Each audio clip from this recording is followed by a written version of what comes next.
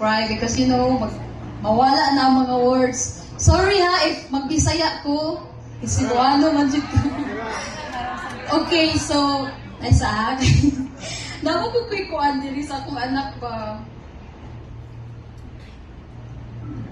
Okay, so, the problem started when my son reached 1 year and 6 months. Okay? So the first thing I noticed, Jude, is hand flapping, which is the red flag, Jude. Okay? So the next thing is the tiptoeing. He'd always do like that. And then it get worse because every time we call him, di na dyan siya mulingi. Like, wala na siya kaila. But before that, dili siya imon ana. He can do selfie with us. He look at us. And he even look at us when we call his name. And then everything happens suddenly like that lang. And then sakit kay sa amo ba, kay sa ako ang manggod. Sa una nag-work ko sa hospital, nakita na ko sa akong mga pasyente sa pedya. So nakahibaw na jud ko bisag wala pa siya ta-diagnose, kibaw ko nga autism bit akong anak. So every night magsige jud ko hilak without telling my husband nga mo na akong nakita sa akong anak kay di ko gusto nga masakitan ko siya. So ako ginakip lang sa akong self until one time kuan na jud kaayo so akong gi-share sa akong family. And in my family sila ang in denial kaayo. Sila jud niingon nga dili nimo to o imo manghimuon nga abnormal imong anak. Then I told them nga dili lagi ako man ang mama. So ako yung nakaibaw ma-compare siya nako sa akong eldest. Kay siya grabe pud kay ka-advance. Like 1 year and 6 months started to read naman. And then, so na-shock ko din ana akong sister nga dili nimo to. So nangita na lang ko developmental nga doktor para maoy mo confirm. So mao to na-confirm sa doktor nga mao na ngayon, anak, so diha na ito akong family, so buto, naingon na sila, nga i-therapy na, ingon na. So, nag-therapy me, wala nagya ko improvement. Kay, wise man sa ang therapy is good. Inig, naami, grabe kay sila, one-on-one. But kung wala na di me, isagol nila sa mga bata. Like, 20 sila kabuok niya, usa na ka-therapist. Wala na dyan nakatunan, ang bata din, grabe kay kamahal. As in, 1 year pagani mi ato, dako na kay mi gasto niya. Wala mi nakitang improvement. Mas nakaton pa si Briggs ako kay abot sa balay, i-continue man ako. So mas makamao pa si Briggs. Mag-one ko mga letters, cut. So abot dito sa therapy, mag-alala po siya. Wala, mga therapist ka very good, nakaton na dyan siya, mami. So wala na po kuningon nga. Wala po nagko. Akala po, thank you teacher, alaala na po ko. So, boto, alam sa kumbana nga, ato na kaning stop, uy. Kaya dagan mo itong nakita sa internet nga, na mga tambal-tambal po ba? So, taabot, bisa kung saan among liwan. Nag-try ni Barley, luwi kaya mo anak, kay Morg, kabuhion na lang kay luod pa ya. Galahan na siya. At, nag-try sa niya itong placenta to sa diyo. Placenta na dugo. Niya ako pag yung pusaon kay dako mo kayo. Niya igapot diri kay dugo jud kayo kay placenta gud to sa dear. Magluoy kay ang bata magana siya. Niya murag whole day di na siya mukhaon gibud kabuhi na siya sa kaluod. Eh kung di jud ba ayo bisag unsa na lang atong gitry. Di nagtry pa jud mi atong mga stem cell ko tong powder. Bubusan na mo siyang baba. Tanan na akong gitry pero wala jud mi nakit-an bisag unsa nga improvement bisag gamay na lang malipay na jud baya ta kay big milestone na jud kay namo ba. And then sus kaning napay anak nga special bisag unsa magabian makadlaw na masikit jud ko research. Kay bisag na ako sa medical sa una, wala biya jud ko naka-focus aning ingon ani. So sige ko research. And then one time na-realize na ako nga na siya problem sa gut. So gi-confirm jud nako, research jud nako, nako yung mga gipang-visit nga website sa doktor. Then niya sila nga yes, ang mga autism yun, number 1 problem yun is ang gut. Mao jud daw na nga late kaayo sila, dili mo response tanan kay magsugod tanan sa gut. Kung naay problema ang gut, useless tanan mo gipanghatag ng mga vitamins. Ingon ang doktor, inuman ning DHA, mao na yung resita. Gikan ni sa chart, ang chart pinaka-bright, mo na ipainom na. Wala na ning chart akong anak ko. Ipainom sa taon na muloy kayo. Yung 1 year na siya nag-inom atong DHA, nagikan ko sa Sharp, gikan ko to US sa akong sister. Kaysa sa US na daw mapalit. Wala lang gihapon improvement. Siguro di ko search ako, sige di ko, Lord, uy, nauntay maka-discover ang God, there's Pilipinas. Uy, wag man, Jud, uy. So one time, sige, maginok-tok, kung saan na mo kayo mag-uol, di ba yan eh. Nainanawag, yan daw ka amigo. Okay ba, kinsay una ni tawag, si Sir Kenneth ba, or si Sir Ralph. Pero kaning doha ka gentleman, mo din naghatag hope na mo. Nga niala sila nga, bro, naami i-share ni mo ba nga, God, para sa God, makatapang hindi si mong anak, suwayin na. Ano po sa kumbana nga, God, mo na akong gisigi o panita. Nga dugay na siya ko nagita na sa internet, kaya gusto na ko ipatry sa akong anak, kaya wala pa man dyan sa Pilipinas. Sumauto ni, larga siya dito sa Davao, pagbalik niya, among gipainom sa mga anak. 2 capsule sa buntag, 2 capsule sa gabi, grabe ha, uy. Kausa lang gani, itong buntag o gabi, na to, bandayon sa pagkagabi eh. Diba, mga dili na siya matog.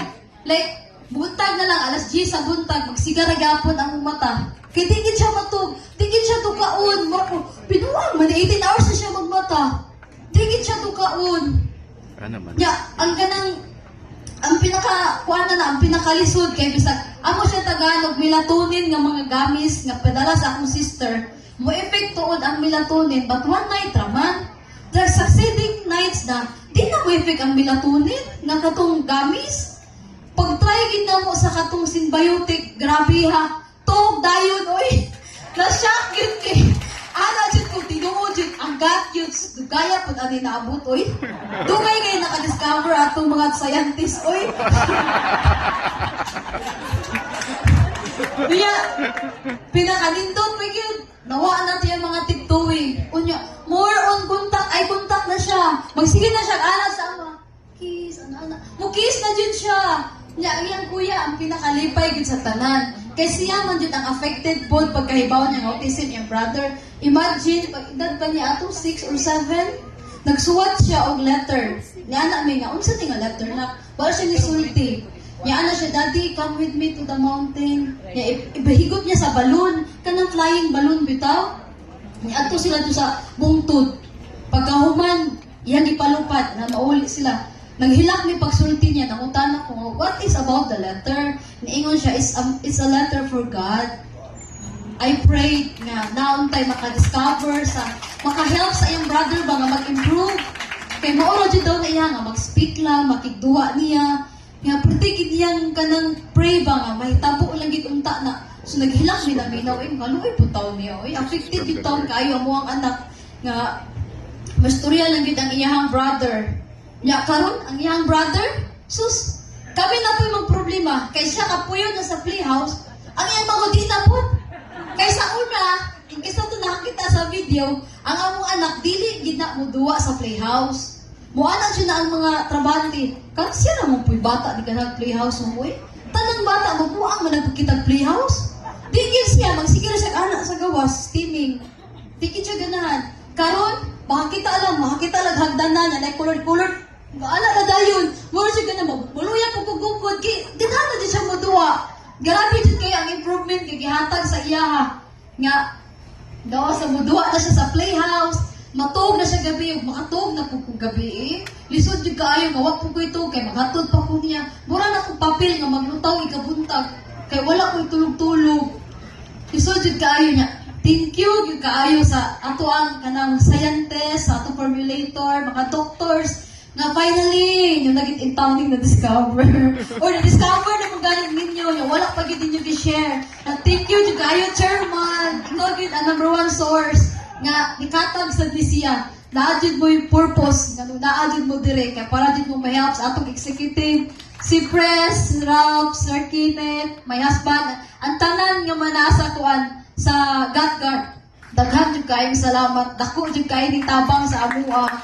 Imagine, ang ako ang ganang kakapoy, nawala na, kay makatuog naman ko gabi eh.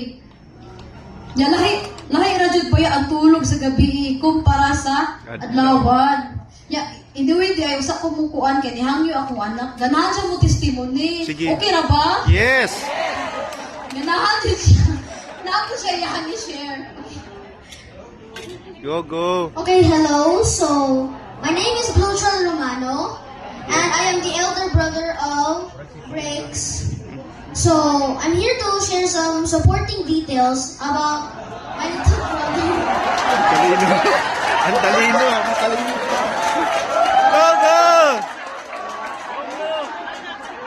Okay. So, we went to a hospital last 2021, and then we found out that Briggs was autistic. And then after that, I was very sad. You know, he couldn't play with me in the playhouse, and I have no playmate. Did you know that I have been waiting for a brother? Like, I really asked mommy to have a brother when I was kind of 4 years old or something. And then we tried everything. We tried barley, we tried some DHA, and then after that, something that came from a shark.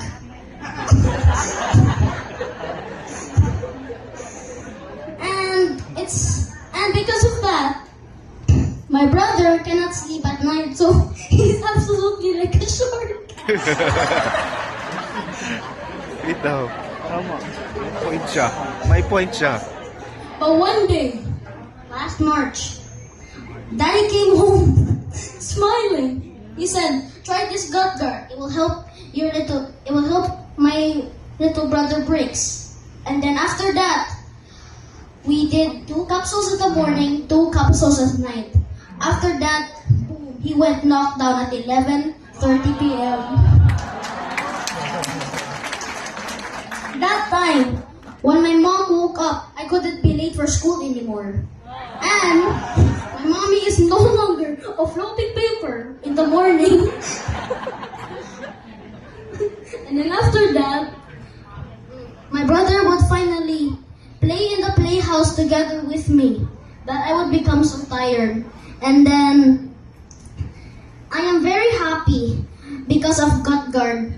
Our discovery is very worth it. That it really helped my little brother, especially me. So thank you, GutGuard. Your gut, your guard, and your life. Thank you very much for listening to us. And to prove all these words that comes out from our mouth, we're gonna share the videos, the real story, and the evidence what happened to our son. Please, thank you.